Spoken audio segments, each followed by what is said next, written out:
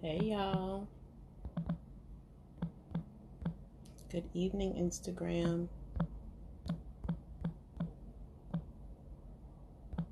I'm just adding the title. I'll be with y'all shortly as I wait for people to come in.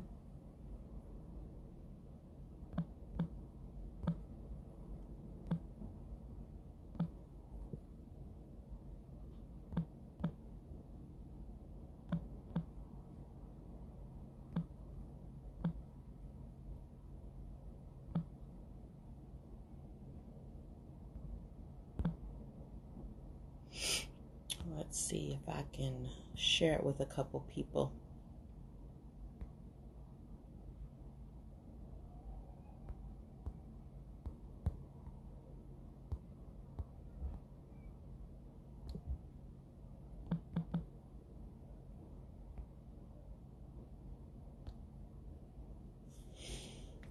All right.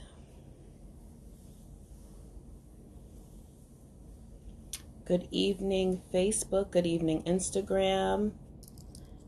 Today is day 7 of 15, and the topic today is the person that inspired me along this blended journey. My name is Jamie Newton-Knight. I am your blended Black family strategist. I help women who feel overwhelmed by the drama and lack of boundaries in their blended families and are ready for a shift. You hear me? And are ready for a shift. Move past the pain and co-parent in a positive way. Today, I'm going to talk about the person that inspired me along this blended journey. Hey, Tamara. There are, before I get into that, I'm going to segue into that. But right before this call, I was having a migraine. And I really was like, I'm committed to this 15 days of going live. But my head was pounding. And I was just trying to find ways to find some relief so that I could get on here and serve as I'm supposed to. And right before the live, I actually did find a little relief. So I still feel it a little bit on this side, but I'm pushed through it. Aside from that, I just saw online this father pleading for help because of the passing of his daughter. And he's showing videos of himself at the funeral home. However, the mother is not allowing him access to see the child's body, and the funeral home, I guess, is granting her wishes because they're also not allowing him in. So I think she's a 10-year-old a little girl. If you want to know more information about the story, you can go to the page at MINIIA Law. I think it's MINAII Law. Listen, to me, this brings about a blended conversation because I'm sure that what has probably happened was the two of them are no longer together, right? And so I don't know the story. I don't know any details of the story other than the father standing in front of the funeral home pleading with them to let him in to see his daughter's body. Then they show videos of him actually at the funeral or trying to be at the funeral while the mother's family is, when I say family, I mean every last one of them are standing in front of the casket, covering the casket so that he cannot see. And then I guess they asked the funeral home for a blanket, so they covered up the child's body while his family and him were in the funeral home. To me, it's the saddest thing ever. It's the saddest thing ever because no matter what has taken place between you and the mother, but between the father and the mother, I don't care what it was. I don't care what it was. I don't care if he was a deadbeat. Dad never paid a moment of child support. I don't care if he was a horrible man to you. I don't care. It doesn't matter what it was. Unless, in my opinion, unless he sexually assaulted the girl and there was some type of court order where he couldn't be around the kid, then yeah, I get it. But if it's just between the two of you and the anger that you're expressing outwardly is because you're angry with him, that's not right. It's not right. And somebody in your corner should be telling you that you're wrong for what you're doing. There should be somebody in your corner that's like, girl, nah, you shouldn't be doing that. That ain't right. This is this man's child too. And this is the last time he's going to be able to pay his respects to his child. So you might want to rethink not allowing him, to see her. Let me see if the light will change some things. Yes, to the light. Amen. So yeah, that was very disturbing for me.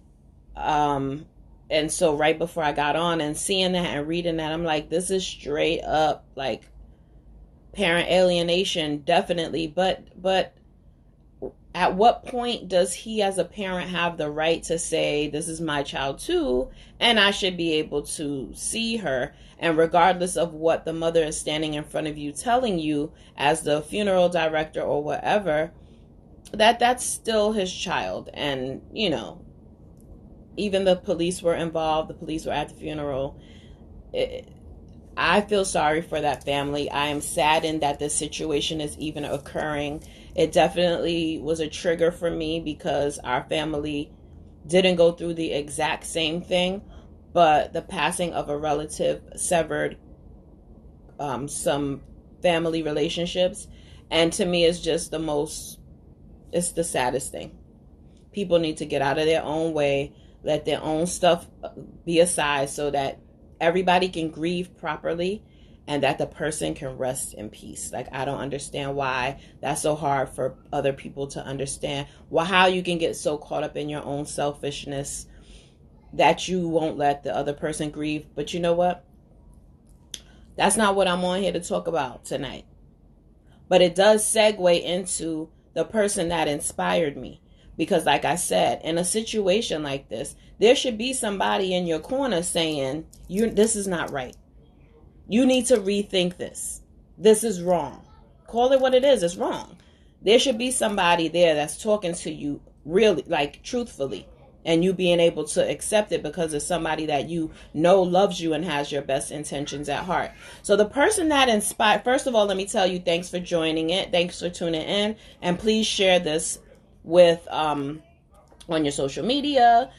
Share with friends. Share. Sharing is caring, guys. Okay, but aside from that, so the person that inspired me along this blended journey actually is my niece, and her name is Shaniqua. We call her Nini. She's actually, so let me tell you how she's my niece. She is my ex-fiance and my son's father. She is his niece. However, I called her my niece since I first met her. And so it's now been, 20 years plus. She's my niece. That's just it. She's my niece. So, she inspired me along this blended journey, and I'm going to tell you how.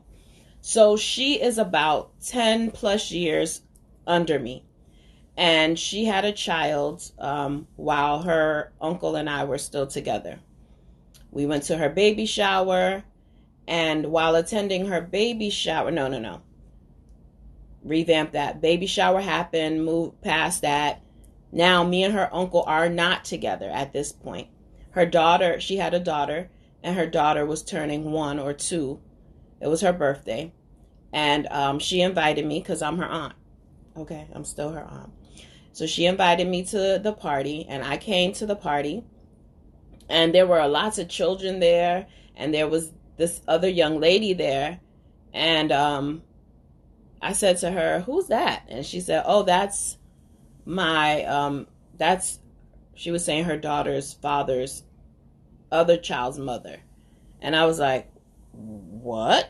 You got them in your house in the same space? Wow, that's big of you. How'd you manage to do that? Y'all don't have any animosity or anything?" And she was like, "No." She was like, so you guys don't know her, but she's very animated. Love you, girl. But she's like, "I don't want him, so why do I care who he's with now?" And I was like, she's right. It was like a light bulb went off in my head at that moment. Like, this child, I'm looking at her as a kid because she was a kid to me, because I've known her since she was really young. is teaching her aunt a lesson. Like, I don't want him anymore. So why am I upset at him? I was upset when it occurred and how it occurred. But being in the same space as we moved on, how did that hinder me, or why would that have offended me if I no longer wanted to deal with him or no longer wanted to be with him? And I was like, wow, she's absolutely right about that. And from that moment on, things begin to shift for me, because it started with a mental thing. So for some, for everybody, some people, it has to start within. It has to be something that you feel. Your heart has to get past it. For me, it was a mental thing. Like, the moment she said it and the light bulb went off, that was it for me. Like, I knew from there that she was right. She was right, and there was no point in me holding on to this being angry thing and not being able to be in the same space as my ex and his new girlfriend. Excuse me. There was no point in that. So I just embraced that moment that she said it. The moment she said it, I was like, I know she's right, and it helped me to move on. So she definitely inspired me, and she didn't know that she inspired me. Actually, it's so funny because I told her probably like a year or so ago, and she was like, "Oh my goodness, I didn't even know that. I didn't remember that. She didn't remember it occurring, but she also didn't know that I felt like she was my inspiration in that moment and in this situation. And if it weren't for her, I feel like things wouldn't have shifted as quickly as they did. So I always thank her for that. And again, this goes back to having people in your corner to tell you when you're wrong and when you're right. So at the time that I was in the mess and in my feelings, I had people around me, but a lot of us were in the same place with the fathers of our children. And so you surround yourself, not to say on purpose, but sometimes you're just surrounded by people who are just like you.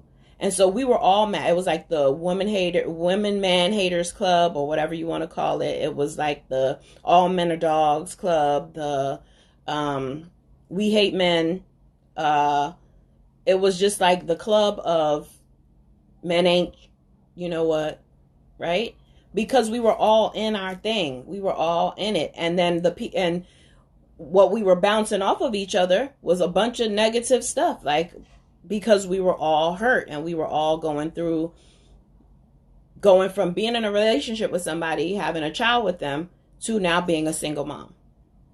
And so that taking a turn the way that it did and how it did, and surprisingly around the same time, didn't make for healthy advice giving. So we didn't give each other the best advice at that time, I'm sure. So instead of calling each other out on our wrongs, and girl, you shouldn't be doing that, you're wrong for that, get it together and do this right. We weren't doing those things. We were more like, yeah, girl, you right when you were wrong. I got your back when you were wrong. And so you have to look at that type of a situation. So when you're looking, I don't know, you could drop below if you have anybody in your life that has inspired you along this blended journey. And you can either say how they inspired you. You can tag them and say, thank you so and so for inspiring me, because I know that's what I'm going to do in this post. I'm going to tag my niece and say thank you for inspiring me. But you can drop it in the comments below. However, you need that person to like snap you back into in check, get you in check and snap you back to reality. Because sometimes you are in that space of negativity and you want to stay there. And so you surround yourself with people who allow you to wallow in your mess because they're wallowing in theirs. And then y'all are all just filthy, And you don't want to do that. You want to have somebody at least that's like, we're not doing this. Let's move forward. And I'm so grateful for that moment at her daughter's party. Like I said, her being 10 plus years younger than me, but being able to inspire me so much that it changed the course of how I co-parented with my son's father. So again, I'm not going to make this live a long one as I usually do. We probably go about 15, 20 minutes, but it's already been about 15 minutes because I ranted on about the situation with the dad at the beginning. So I'm not going to stay on much longer. I just wanted to say thank you again for tuning in. Please share this post. And I have a few different ways that you can stay connected. You can sign up for my CoCo Blend Bootcamp, which is taking place on February 8th virtually, so you don't have to worry about leaving your house to attend. It's virtual workshop, online boot camp. I told y'all I'm getting you into shape. 2020 is going to be your year of all positive changes in your blended family. So I'm looking forward to that workshop. If you are also interested, the link will be below in Facebook, and the link is in the bio on Instagram. And if this is YouTube, I will also have the link below because I'm starting that YouTube thing now. Yeah. So if you are tuning in now, later, replay, whatever, go to my YouTube channel and subscribe, please. Thank you. Please and thank you. Blended Black Family on YouTube. Okay? So again, I thank you guys. Oh, you can also sign up for my a free blended brainstorming session. So if you feel like I'm kind of stuck, I'm not exactly sure whether I want to do this boot camp, whether I want to work with you privately, whether I want to work with you at all, whether I need your help at all, you can always schedule a free blended brainstorming session with me. We can get you can tell me what that big issue is that you're dealing with. I can help you get some clarity on the issue and how we can move forward and how I can help you. Or if we're not a match, then I'll also tell you that too. And you can also sign up for my email list for updates. I'm not a person who sends out updates all the time, like a couple times a week. You'll likely get an email from me once a week just to give you an update on what's going on. But you can sign up for my email list also in the link below if this is YouTube or Facebook, and in the link in my bio if this is Instagram. So thank you guys for tuning in. Again, if you have tuned into this and you came in maybe a little bit late, I don't know, but make sure on Facebook that you put hashtag replay, Instagram as well, hashtag replay, so that I know who was here. Make sure you also tell me who inspired you and or how they inspired you. And finally, because this tugged at my heart so much with this, it felt like parental alienation. And again, I don't know the entire story. I'm not going to speculate what occurred. However, I still feel like there should be nothing that has occurred that warrants a parent not being able to grieve their child. Go to, I think it's on Instagram. The page is MINAII Law. So it's M as in Mary, I as in ice cream, N as in Nancy, A as in apple, I as in ice cream, I as in ice cream, LAW.